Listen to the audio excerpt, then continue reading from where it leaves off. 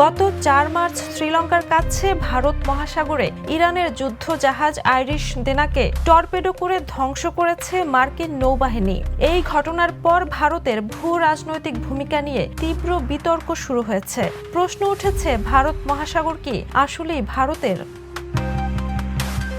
বিশ্বে ৫টি মহাসাগর রয়েছে, কিন্তু ভারত মহাসাগরই একমাত্র যার নাম একটি দেশের নামে। এই মহাসাগরে ভারতের অবস্থান কেন্দ্রীয়, তবে এর মানে এই নয় যে এটি শুধুই ভারতের জলসীমা, বরং এটি একটি ভাগ করা জলসীমা যেখানে আন্তর্জাতিক আইন প্রযোজ্য। ভারত মহাসাগরে ভারতের এক্সক্লুসিভ ইকোনমিক জোন প্রায় ২.৩ মিলিয়ন বর্গ কিলোমিটার, যা উপকূল থেকে ২০০ নটিক্যাল মাইল পর্যন্ত বিস্তৃত। এখানে ভারত তেল, গ্যাস, খনিজ ও মাছ আহরণ ও ব্যবস্থাপনা করার একচেটিয়া অধিকার রাখে। তবে অন্য দেশগুলোর নেভিগেশন, ওভারফ্লাইট এবং সাবমেরিন কেবল স্থাপনের স্বাধীনতাও রয়েছে।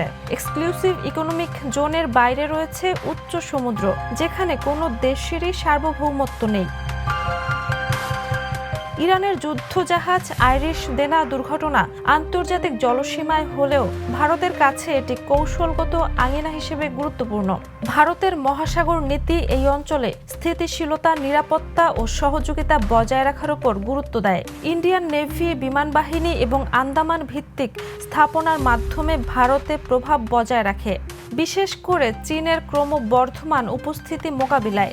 ইরানের যুদ্ধজাহাজ আইরিশ দেনা ডুবির ঘটনা দেখায় চীনের মতো যুক্তরাষ্ট্র এখানে স্বাধীনভাবে কাজ করছে। International desk, the news.